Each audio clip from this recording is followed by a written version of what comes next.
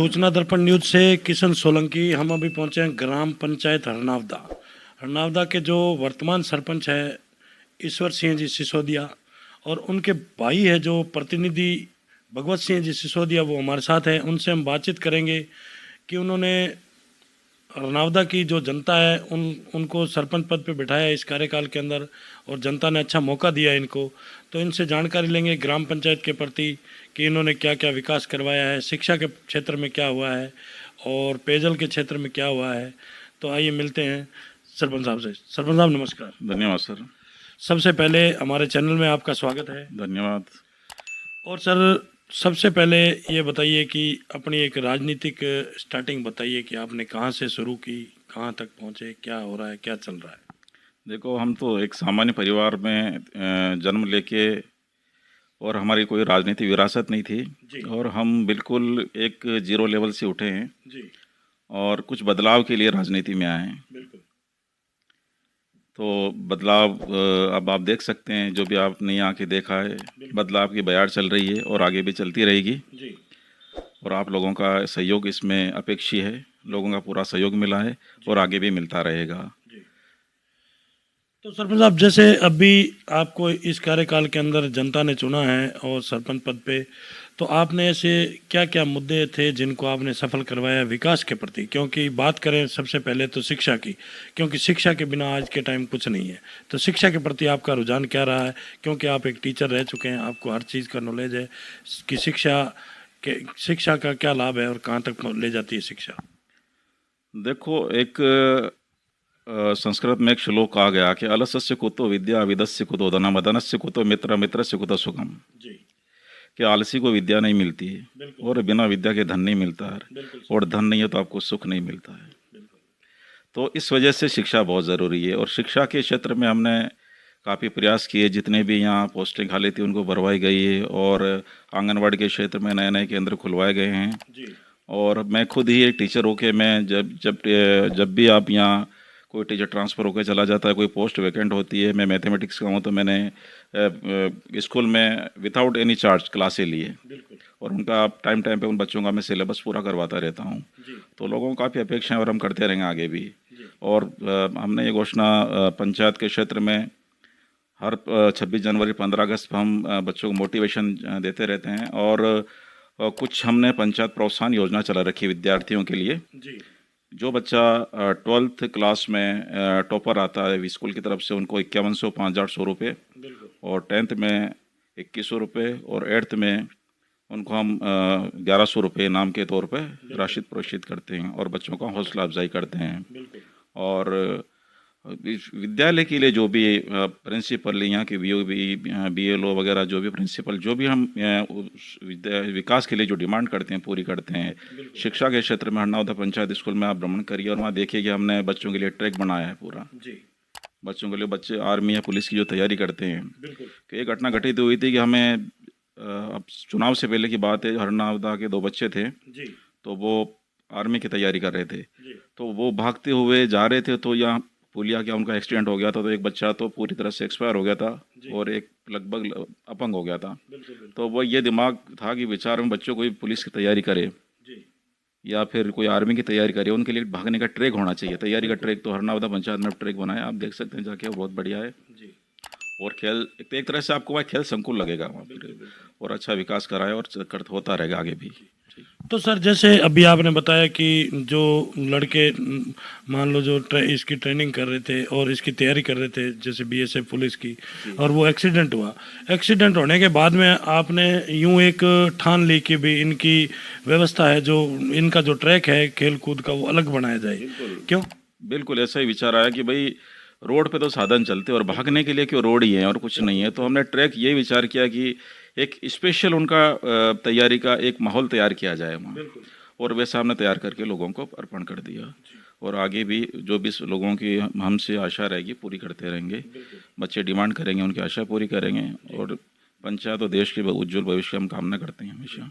तो सर जैसे बात करें पेयजल की, और यह बात करें तो किसान वर्ग का बेल्ट है पेयजल की आपने क्या व्यवस्था की है और पेयजल हेतु क्या विकास चल रहा है? पेयजल इस गांव की, इस पंचायत की एक मुख्य समस्या थी। जी। तो पेयजल तो हमने नलकूप व्यवस्था करी। एक पेयजल व्यवस्था हमने जगह जगह 50-50 हज़ार की टंकियां बनाई। बिल्कुल। गुनाई में बस स्टैंड पे यहाँ पीछे 2 टंकियां, एक पुरानी टंकी बनी हुई है। जी। वैसे हरनावदा फंटे पे एक 50 लीटर की टंकी बनी हुई है, फाजलपुर में टंकी बनी हुई है। जी। ये 50-50 हज़ार की टंकियां बना के बिल्कुल। हमने उनके आसपास ही बोरिंग करवाया। जी। और यहाँ अपने घर से पूरे गांव में पानी की सप्लाई होती है। बिल्कुल।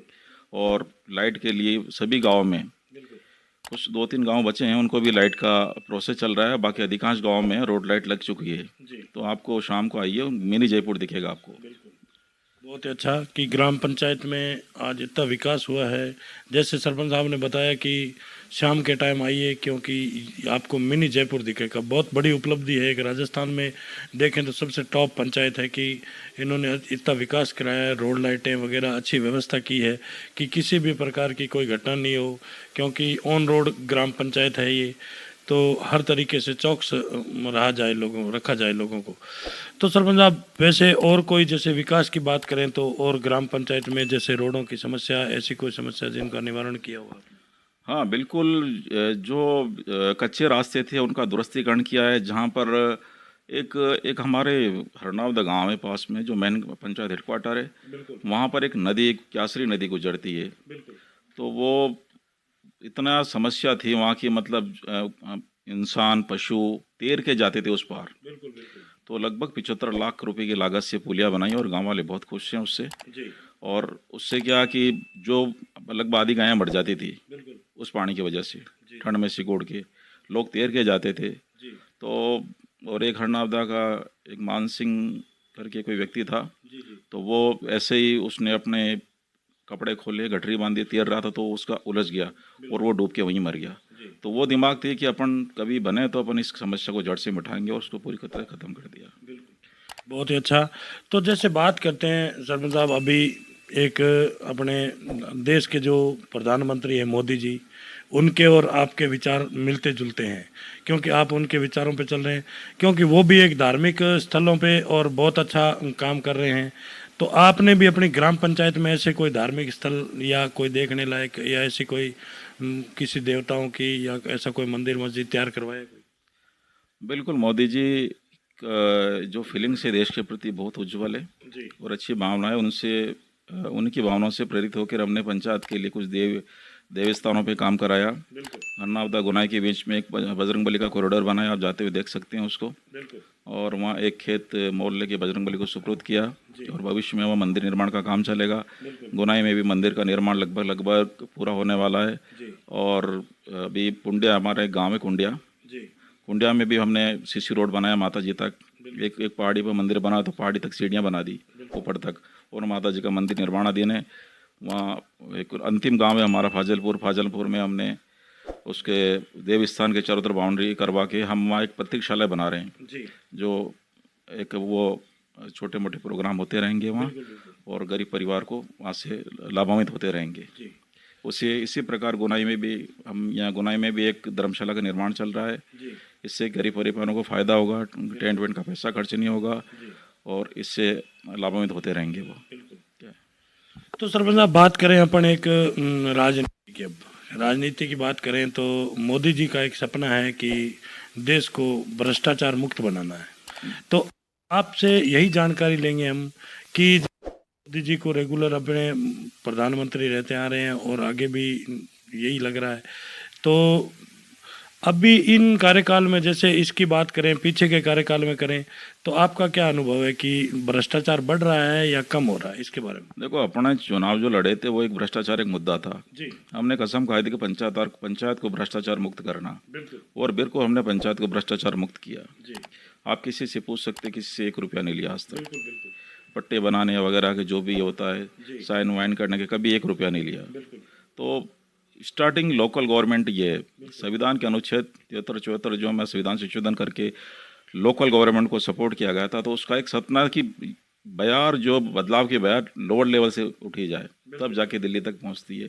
जी। मोदी जी का अच्छा सपना है, पर मोदी जी का मोदी जी को सपना सपोर्ट करना, प्रधानमंत्री को सपोर्ट करना, चाहे वो किसी भी पार्टी का हो, कांग्रेस का हो चाहे बीजेपी का हो। जी। हम सुधरेंगे, युग सुधरेगा। बिल्कुल। गायत्री परिवार का एक नारा है, जी। जहाँ तक हम नहीं सुधरेंगे वहाँ तक देश नहीं सुधर सकता। तो सबसे पहले तो अपन को सुधारना, उसके बाद देश अपने आप से बदल जाएगा। बहुत ही अच्छा।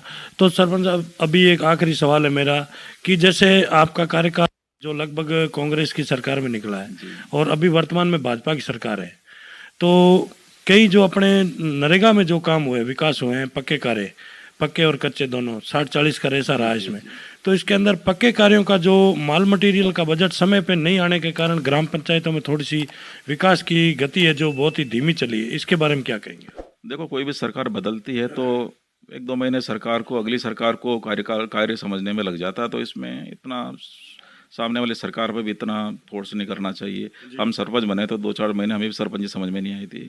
तो अब ठीक है, भजन लाल जी करेंगे अपने हिसाब से, और आशा है कि वो अच्छा काम करेंगे और आगे करते रहेंगे।